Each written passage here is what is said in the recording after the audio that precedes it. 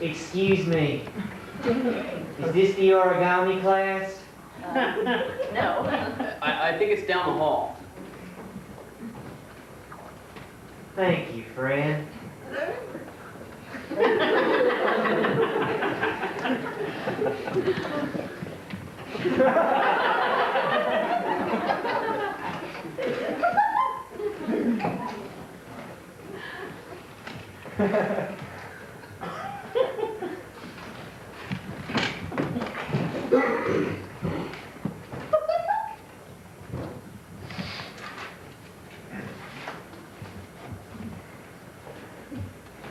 Well, good evening.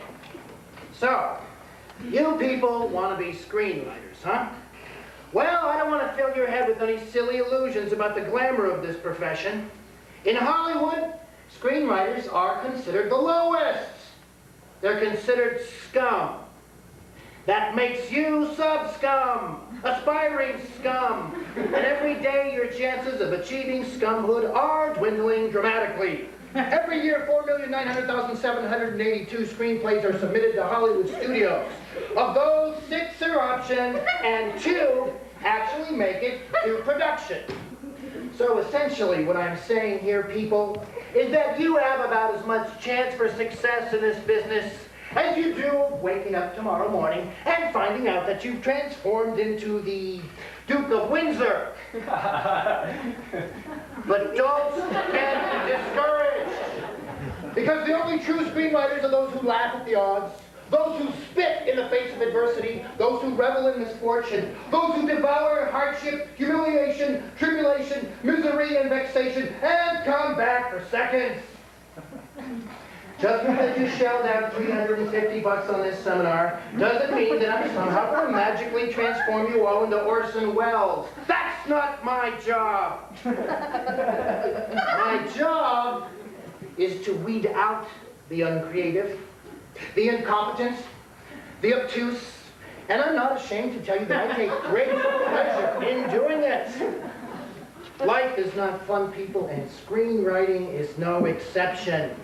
If God had meant life to be fun, we'd all have popped out of the womb with musketeer hats on. Okay. Now, if any of you bothered to read the pamphlet for this class, you know that you were supposed to prepare a synopsis. That's a brief story outline for your script. Okay. Let's hear some of these brilliant ideas you people have. You, what's your... My story's about... Not you, amigo. The lady. A man gets tortured by a psychotic ex-belly dancer turned masseuse, and later befriends this reporter who interviews him and helps him overcome his lifelong victim complex. Who's your main character? Herb, a Buddhist orthodontist with a speech impediment. What are his objectives? Revenge, self-actualization, sexual liberation, and new wallpaper for his waiting room. Love interests. Mimi Flores, a beautiful young psychiatric intern and Olympic cross-country skier. Sex scene involving obsessive use of ice cubes, hot candle wax, or goat cheese. Goat cheese. First plot point. Page 30, Herb discovers that the reporter has been taking notes for this novel he's writing about the incident. Complication. Mimi and the reporter were lovers in their college days when he was a hard-drinking Marxist home economics major. They split the decor of their apartment. Gratuitous chase scene. 12-minute snowmobile chase when the masseuse, having escaped prison, pursues Herb to a mountain resort. Prefabricated music with synthesized drums. Roger. Bogus environmental angle. Mimi, unable to administer electroshock therapy, quits psychiatry school and joins a group devoted to saving the rainforest in Brazil, giving up a chance to compete in the Olympics. Solar rotation period of the planet Mercury. 176 days.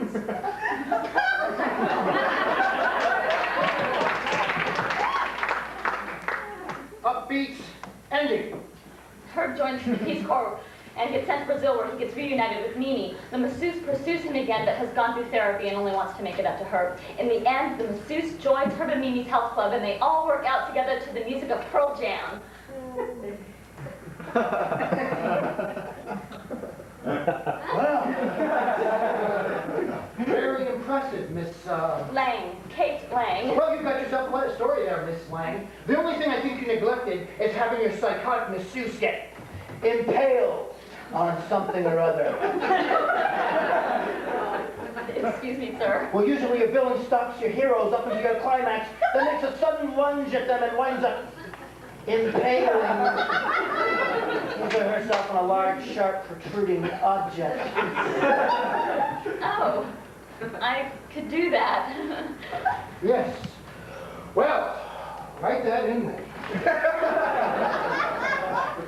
Now, can anyone tell me why Miss Lane's story is good? Conflict, people. Conflict is what makes a story good. Can anyone tell me why? Well, let's look at it. If this masseuse doesn't torture this orthodontist, what have you got? You've got an orthodontist inserting retainers and a masseuse giving massages, and I can tell you from my 34 years in this business that nobody is going to pay to see that. But if you take this same masseuse and you have her torture this orthodontist, what do you get? Conflict. Drama! You've got yourself some drama, people. Why is drama good? Because it isn't nothing? Precisely! Because who wants to see nothing? No one. Nobody! Everybody wants to see what? Something. Exactly! Everybody wants to see something. My point is this, people. Character plus plot divided by the pivotal character plus plot divided by the pivotal character equals plot. Is any of this registering with you people? Good! Now it's important to remember that your protagonist should never weigh more than 180 pounds at any given point in the script. 200 pounds if it's a comedy. Why? Because who wants to see sweaty, fat people running around, grunting, making love, and so forth? Nobody. Nobody, which is my whole point. You're not writing scripts for nobody, you're writing them for everybody.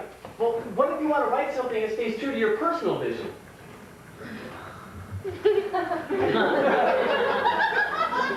What's your name, son? Leonard? Leonard, not Leonardo.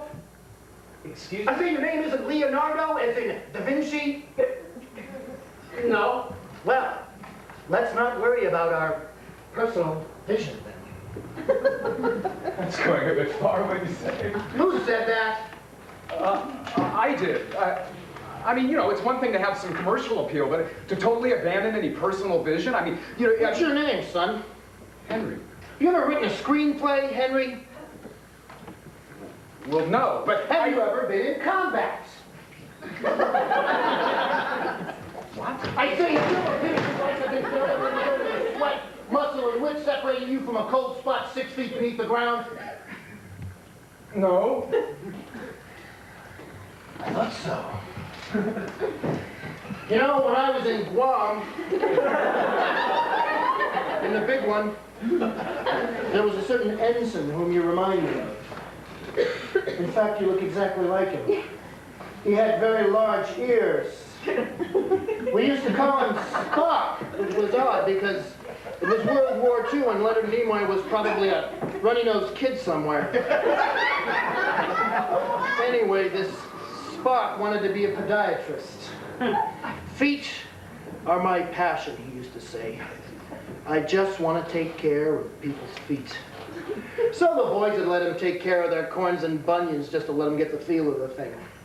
Now I want to tell you there are some foot diseases over there that you don't even want to know about. Well, it wasn't very long before our Spock couldn't stand the sight of feet. He became increasingly moody. One morning we got up and there he was, dangling from the mast like some sort of hideous pinata, his face swollen into a grotesque mask of death. He hung himself on guard duty, all because of feet. It was a damn shame. He wasn't much of a podiatrist, but he could play the banjo like Burl Ives and throw a spiral as tight as Sonny Jurgensen. I loved him. Not in any sort of homo way, you understand, but man to man.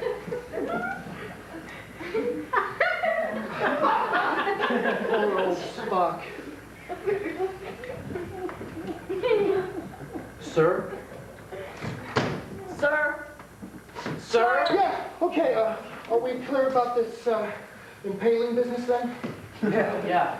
Good. Good. Okay, who else has a synopsis ready for us? My story's about ex- Not you! Fuck! Da Vinci!